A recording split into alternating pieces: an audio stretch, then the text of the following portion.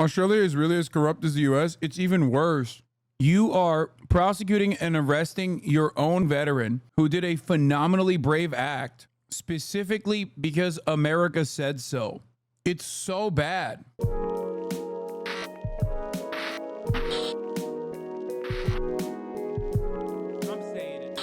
Boy Boy is always fun.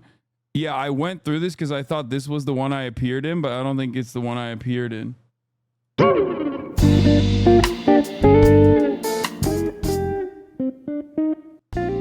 This is our mate, David McBride. Now, it might look like he's having fun, but sadly, this is our last shower together as best friends, because David here is going to prison for life. He's what you'd call a whistleblower.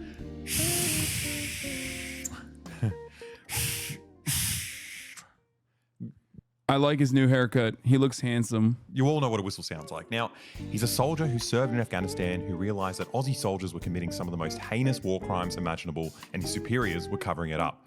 So he told the public about it. And thanks to David's bravery, nothing happened. Nothing. All the war criminals and generals are free. All the politicians are free. David's the one that's going to jail for the crime of telling us about it. So, how long are you going to jail? It's a good icebreaker.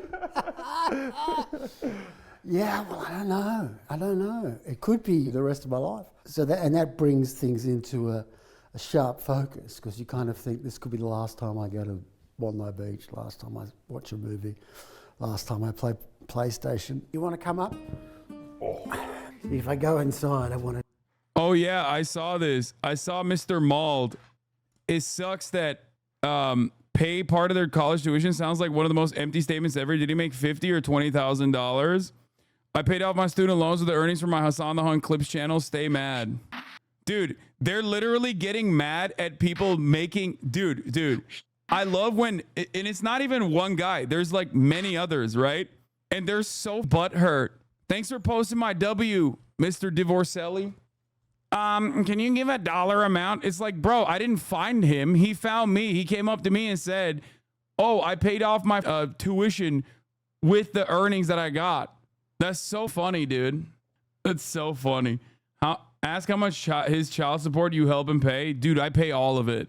I personally paid all of the child support with like every Hassan clip that he's made on his channel. I'm over here paying for 2 divorces, dude. D fans realizing no one wants to watch this shit ad nauseum, not even his own fans. No, his own fans love that shit. I mean, they watch me more than they watch him probably, but you know. Yes, you wasted your time in school to have 2 pieces of paper you don't do anything with, suckle off a man child, but we are quite upset. 2, who's the second one? Daily Dose of Hasanabi. Well, considering that Divorcelli is a prominent figure in the Hasanabi Clips industrial complex, because he posts footage from this stream almost as much as my fans do, it's very odd for a man whose child support I've been paying to be confused about this process. You know what I mean? He knows better than anybody else. Look at Grafton's bio. This guy, professional Pokemon player. Oh, that's cute. I met a dude yesterday who asked if I like D, saying he has good points. Showed him that actually it's a phebophilia clip, and I've never seen a more grossed out face. Yep. True whistleblower story. Okay, let's keep going. I try to get him to be my cellmate. Well, you got to get him to whistleblow. The drug dogs. You can whistleblow the drug dogs. False positives. On purpose. You could infiltrate the drug dogs. Now, to understand how David got into this position, we've got to understand what brought him to Afghanistan and what brought anyone to Afghanistan. And to do that, we need to go back to the 70s when Afghanistan was really cool.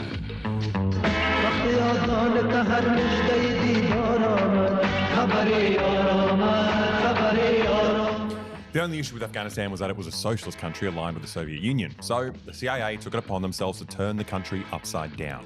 They launched Operation Cyclone, the largest covert operation in CIA history. It pretty much involved flooding every right-wing Islamic extremist in the country with money and weapons. Literally, if you were a murderous incel in Afghanistan in the 70s, the CIA was there to make you a millionaire. Like Gulbuddin Hekmatyar, for example. Now, this guy's a real piece of shit. He failed his engineering degree, so when he saw smart women who thrived at university, he threw acid in their faces. But thanks to CIA funding and training, this guy hit the jackpot and became one of the leaders of the Mujahideen, fighting a holy war against the Afghani government and later against the Soviets too. Now, I can't stress how massive this secret operation was. They were spending $630 million a year on the Mujahideen. At one point, the CIA... The only thing I will add on to this is that, like, to be fair, the Afghan government definitely was up, okay? The socialist USSR aligned Afghan government was up so much that even the USSR was like, we got to get these motherfuckers out of here. They're out of control. It wasn't just like regular old USSR style suppression of religion. It was way beyond. It was beyond the pale. I mean, they definitely were not doing a good job. They are right. You are a lib. Come on, man. Get the fuck out of here, dude. They were just murking dudes in Moscow shit. Get the fuck out of here. They got the University of Nebraska to print these like educational children's books This that they part is like true, spread though. all over Afghanistan. Taught you all sorts of useful stuff like how to behead infidels or how to count to 10 in the most Yeah, they were so bad. Other Afghan communist forces opposed them and even took part in the fight against them. They were not good. way possible. And the CIA won.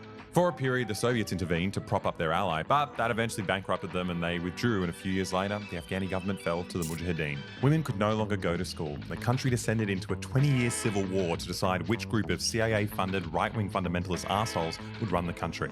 You had the hot one, or the incel guy, or this guy with one eye. So it turns out the one-eyed guy won. Yeah, nice. And his Taliban took over all of Afghanistan. Now, the US was happy whining and dining these guys for decades until a bunch of Saudis flew some planes into the World Trade Center. Suddenly, the US started questioning their love for right-wing Islamic extremists, and they wanted revenge. Not against Saudi Arabia, they're the US's allies. No one's touching them, obviously. They went after Afghanistan because that's where Osama bin Laden was hiding. Now, the Taliban had been trying to get rid of bin Laden for years before September 11, and when they heard the Americans were going to invade, Yep, they did. Okay, this is good so they were far. like, Very good. Fuck. Okay, we'll give Osama bin Laden up to the International Criminal Court. Just don't invade us. But as you know, the Americans invaded anyway and started the longest war We don't negotiate with terrorists. Remember? in American history. 20 years and hundreds of thousands of dead bodies. Have I them? So why did they do this? Well, maybe it's so they could have bases bordering Iran, China, and Russia, or maybe it was just to launder money for the military-industrial complex. Who knows? Now, David suggests that the main factor is actually this like perverse marketing exercise where America had to, show that they could punish anyone for September 11, and the more kills they get, the more votes they get. Everything was done in order to impress the domestic media. They did focus groups of sort of redneck, and they were like, they couldn't really understand who the Taliban were. And they wanted to fight a country. Let's fucking smash it up. Oh, you guys want to know what a funny story this is? You said ruined our airports and security theater. Funny, we did that to ourselves. So the Australian government, this is something that an Australian Uber driver told me. So I don't know how valid this is, but apparently the Australian government, in solidarity in the aftermath of 9/11, actually implemented the same exact security theater that the TSA was implementing because in his words, he's in Australia, he said, we want the Americans to come to our country and we want them to feel safe. We want them to feel the same safety that they feel in America. So we are going to cuck ourselves in solidarity and implement the same security protocols, the same security theater. That's also, hi mom, I'm on a Hasanabi stream. Why are you talking to a taxi driver about 9/11? I forget why we were having that conversation. They probably would have had a better result if they... Not true. Australia doesn't have TSA like security theater on domestic flights. You can go through the gate as a non-passenger. First of all, you're talking to someone who literally did go through a TSA like security theater now, but for a domestic flight between Sydney and Melbourne, not that long ago, mate. However, what I'm talking about is about international travel, where they did implement the TSA-style security theater in Australia in the aftermath of 9/11. So you're wrong on both accounts, mate. I was in Australia not that long ago, mate. They'd negotiated with the Taliban and got Osama bin Laden handed over. Yeah. But that wouldn't have won votes in, for the rednecks. Did you have these thoughts before you joined the Defence Force? No, I didn't. I was definitely a true believer in the West and democracy. So David actually thought he was sacrificing his life to fight terrorists. And this wasn't his first time. He's been a decorated soldier for a while, but this time was different. He decided to use his law degree in what he thought was a fight for democracy. He enlisted as a military lawyer for the Australian Special Forces, the SAS. His job was to make sure his soldiers were following the rule of law. When they're dropping bombs on people, you've got to make sure that everything, the boxes are ticked. And it might be an in-house lawyer in a company that kills people, I guess. But Now, the army gave David's family a gift, right? And it's the gift of a brand new dad with PTSD. But aside from that, what David got from those 2 tours of Afghanistan eventually radicalized him as well. And the analogy I normally used was, it's a bit like being married to a serial killer who you really love. And when they come home, the first time they come home with blood on their shoes and they say, oh, I broke my nose at work, you're like, oh, okay. Second or third time and there's piles and appearing in the garden. And it's not till you have something concrete to say they're meant to be in Cincinnati and you knew that they were in New York when the murder occurred, that you suddenly, all those other things fit together. Now, over time, little by little, all these dodgy reports kept piling up on David's desk, and they looked like pretty heinous war crimes, but his superiors kept ignoring them. I saw a lot of suspicious reports. The military investigator signed off on it and said, no problem, nothing to see here now. But there were some really horrific things in there that David couldn't ignore, like the exploits of Australia's most decorated soldier, Ben Roberts-Smith.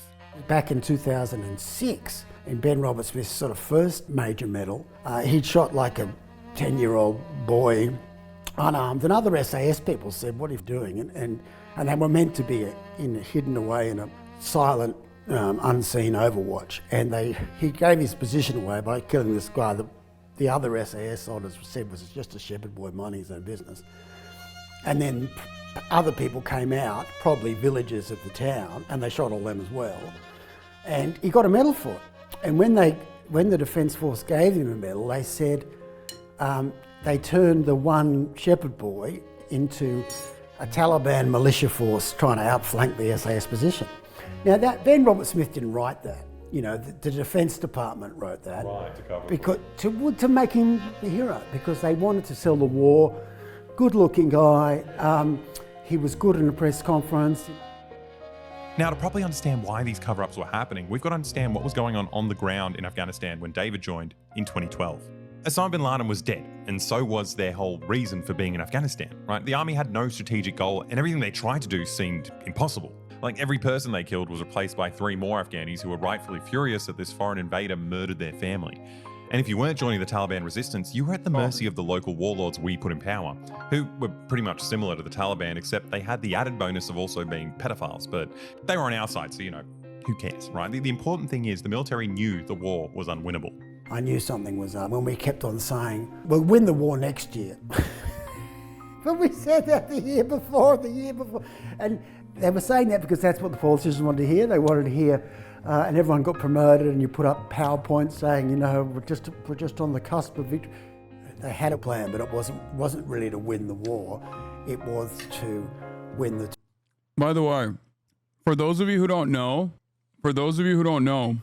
when he's talking about a guy who ticks off war crimes, who like checks a box to say that these war crimes are actually good, that was literally Ron DeSantis's job in the Navy. That is precisely what he did. That is literally what Meatball Ron did. 2004 presidential election, drop bombs on people in turbans, get kill counts, and make it look like this is how we treat America's enemies. Nobody lost an election by sending more troops. I'm announcing today additional American troop deployments to Afghanistan. It is in our vital national interest to send an additional 30,000 U.S. troops to Afghanistan. This was The a surge, forever baby. driven by The marketing, surge. a never-ending string of random fabricated victories, enemy deaths that we were led to believe would bring us closer to some undefined goal, but everyone in power knew nothing would ever be achieved. The war was unwinnable. But this had effects on the ground. Like, once they realized that the war was all about marketing and every mistake, no matter how horrendous, would become a victory, the military establishment realized that anything goes. We just thought the law was a joke. We had become a sort of a lawless organisation where anything went. Whatever the PR people wanted for the day was what happened.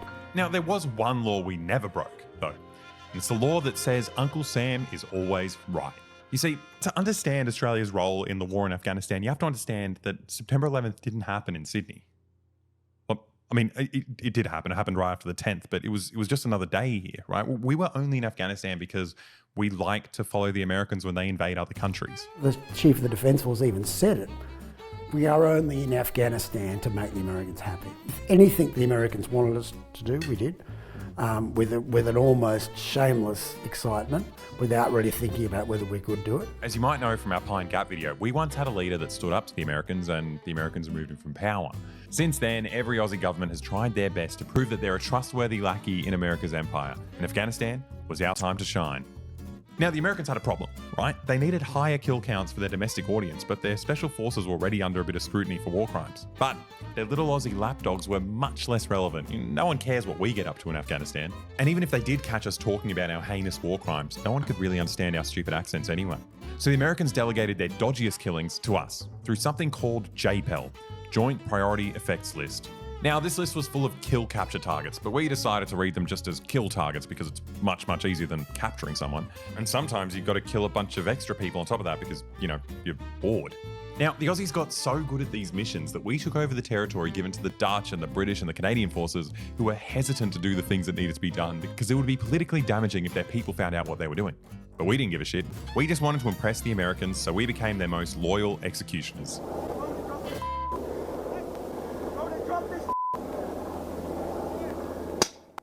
But unfortunately, we were a bit too good at doing the US's dirty work, right? The rumors of war crimes started circulating and the military establishment was freaking out.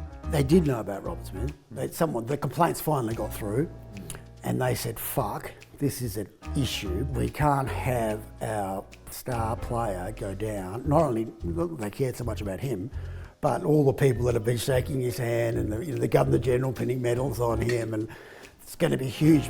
Suddenly, the government needed to reverse course and start covering their tracks. A kind of warning was put out to all the troops saying, basically don't murder people. And when I said, what's that about?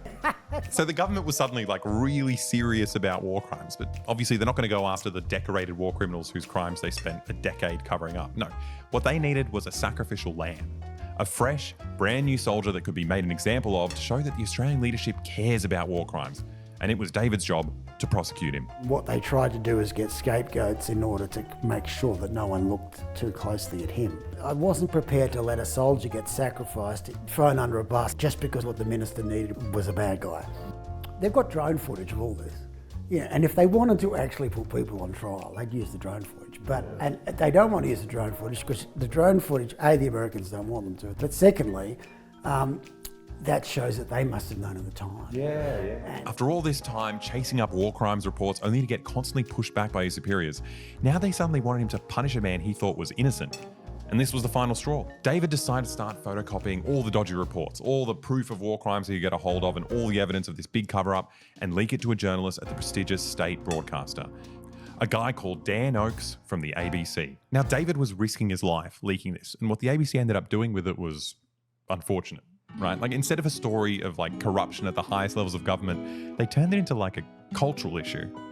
A story about how a group of bad boy soldiers had become desensitized and hyped each other up to murder innocent people. They basically painted it as bad soldiers, but they don't really ever point the finger at the leadership to say he didn't really do this on his own, in the sense that they promoted him, they never really looked into it, there were complaints. If a general either knew or should have known, they're liable too, but they've managed to forget all about that. Now, That's the difference between someone who is fully captured by its own state and is doing propaganda for its own state versus someone like, and I hate to bring his name up now because he sucks ass now, Glenn Greenwald. When you get stories like this, you either capture and kill or capture and basically like shift the attention away, or you take a story like this and you do decent journalism.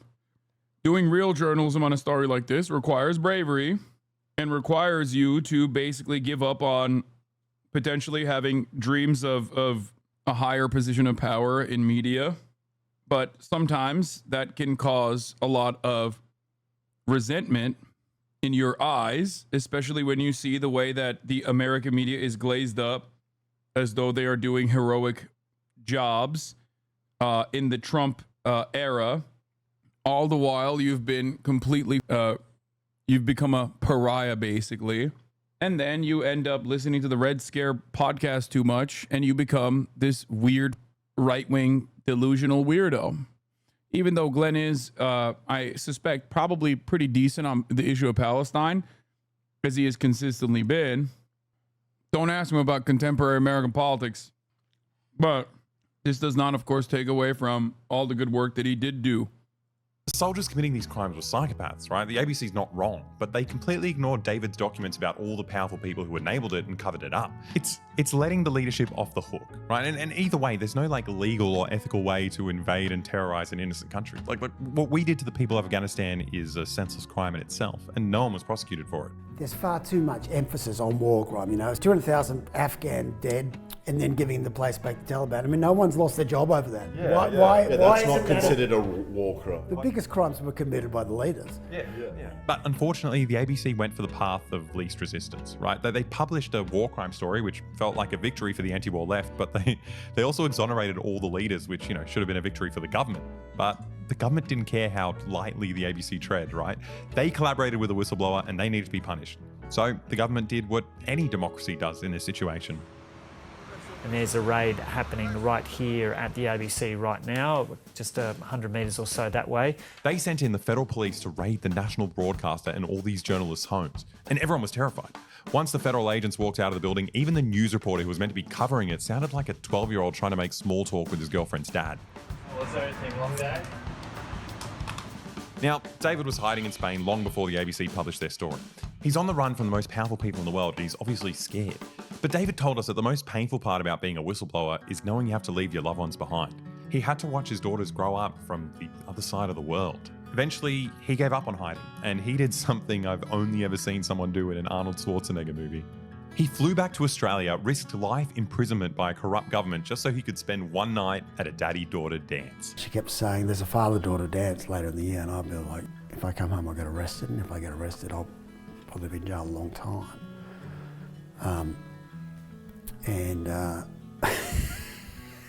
She said, I want you to come back for the dance.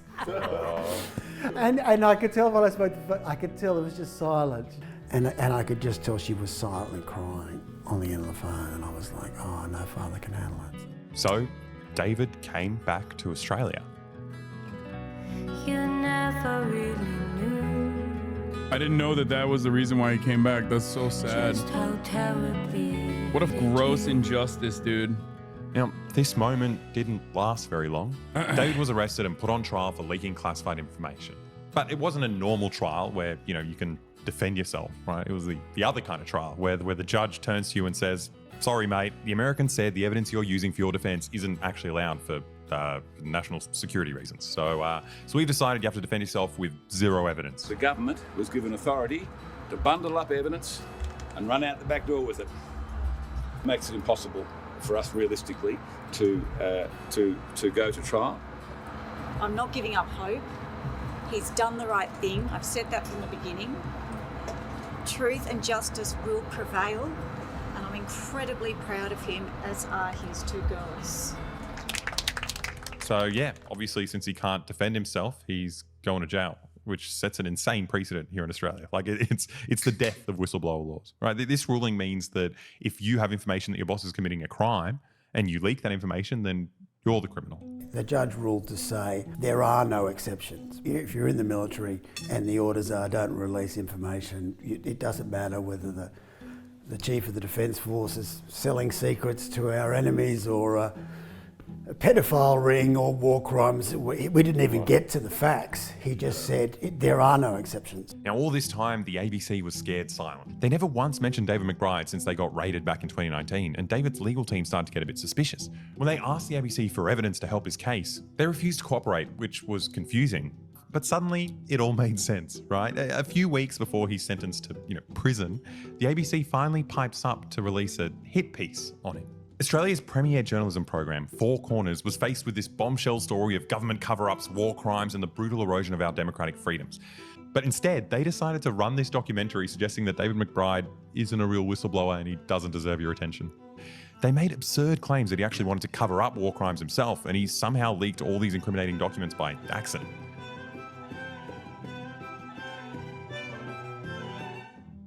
They pointed at the fact that, among all the evidence of war crimes that he gave them, there was that one soldier that he thought was improperly prosecuted and used as a smokescreen. And David wanted to protect this guy. And this was enough for ABC to smear him and turn his whole story into like the only whistleblower in the world who leaked war crimes because he really wanted to. Australia is really as corrupt as the US. It's even worse. It's worse because they're corrupt because they're cucked. Like, think about that. You are prosecuting and arresting your own veteran who did a phenomenally brave act specifically because America said so. It's so bad. It really isn't. It doesn't get worse in the US. I mean, yeah, of course it doesn't get worse than the US. It's just that it makes it even worse because, like, it makes it even worse in the eyes of Australians. It should, because they're doing it specifically for American interests. To cover up war crimes. David McBride wanted to expose that our soldiers were being unfairly targeted, they were being unfairly investigated. It's a much greyer and murkier and messier story than people appreciate. It's honestly a mind-melting thing to watch. Like, the crazy part is they spent 6 months filming this with him. They met his family. He opened up about wanting to commit suicide, for God's sake. There are times when I am really close. That's a lot to say out loud at this. Now, I can't stress how cruel this was. Dan Oakes received a prestigious medal for journalism for publishing a handful of David's leaks. And now, just as the government is deciding, how long David should go to prison for leaking it to him, he decides to try his best to make sure that David goes to prison for as long as possible. They literally sacrificed David to prove to the government that they can be trusted. They'll never publish leaks again. They made sure the big guys got the message that journalism is dead in Australia, and our democratic institutions that are meant to keep the government in check are completely at their disposal. So yeah, David got But what happened to all the war criminals that we now know about thanks to David? Well, let's go back to the start of the video to our first war criminal, Ben Robert Smith. Following McBride's leaks, a couple of journalists published some more detailed allegations about Ben Robert Smith. Ben was pissed. He's a war hero, after all. These allegations are grossly offensive, and look, he's got some pretty powerful friends, so these journalists decided, they'd give up and just settle and pay him. And he said, no, you're going to pay more. I'm suing you for defamation. So Isn't that the dude who drank out of the leg? That's the one, which ironically, the leg behind Alexa is from his earlier video where he makes fun of the war criminal who drank out of an Afghan man's prosthetic leg. Made him shoey. Just think about that. He essentially forced these journalists to prove these allegations in court. So they found all these witnesses and evidence, and what they ended up proving in the defamation case was so much worse than the initial allegations. It's the most insane stuff you've ever heard. Like stories about him grabbing a little Afghani kid and blowing his brains out and then telling his fellow soldiers, this was the most beautiful thing I ever saw. Or the time he executed a disabled man and then took his prosthetic leg and kept it as a trophy, and now he just takes it around to parties so him and his soldier buddies can drink beer out of it. So this isn't just a war crime. This is the kind of demonic shit you'd only see in like a fantasy novel. This is orc behavior. What about their legs? They don't need those. He's shown us exactly the kind of demons we create when we invade and brutalize a third world country for 20 years without any accountability. Now, the funny part is no one had to know about Ben's crimes. Like, all the big guys had his back. All the politicians and the oligarchs and the generals, they were all there vouching for him. He just had to shut the fuck up and live his life. But he decided to spend $40 million trying to force a court to prove that he's the vilest piece of shit in Australia. This astronomical cell phone would be hilarious if it wasn't for the fact that after that, nothing happened. There were no consequences. He wasn't punished. He gets to live a normal life. Like, whoopsie, everyone makes mistakes. Run along now, Ben. This psychopathic orc is free to just roam around my city, and then every time I leave my house, I risk bumping into him in his freaky little pants. No one's threatening to put him in jail for what he did. The only person who's going to jail is the one who told us about all this. Our mate, David. This is David's last week of freedom. Our last chance to hang out. After that, the next few decades of his life are meant to set an example to anyone in the future who dares to defy our government and our role in America's wars. It's not so much about the last war. It's about the next war. And this is why I think the Americans are so worried about it. They need to know people in Australia are not going to blurt out our secrets. Like another sort of Gulf of Tonkin incident around Taiwan, where they say, oh, the Chinese have shelled us, we need to all go to war over something which never really happened. That's what I worry about. Unless we break that cycle where we don't just say yes, minister, all the time. If nothing else, you've got your soldiers' welfare to think about. Oh, dude, Australia 100%. Australia is one of the most cucked America nations out there. Oh, any kind of anti-Chinese activity, they're going to be the tip of the spear, okay? Who's number one if not Australia? Canada, England, all of the other, Five Eyes, all the Five Eyes countries are like this. Yeah. Australian media has been, Australia absolutely loves, the Australian media loves potential war with China, which is hilarious because, like, it's basically, like, as far as capital interest goes, it is hyper reliant on China, which makes it really funny when you think about it. When they're like, yeah, I can't wait to go to war with China, which owns our country. It's like trying to kill your mom because your dad said so. Just send them to their deaths or just fuck them over. You don't do it just because some political dickhead wants to boost their popularity.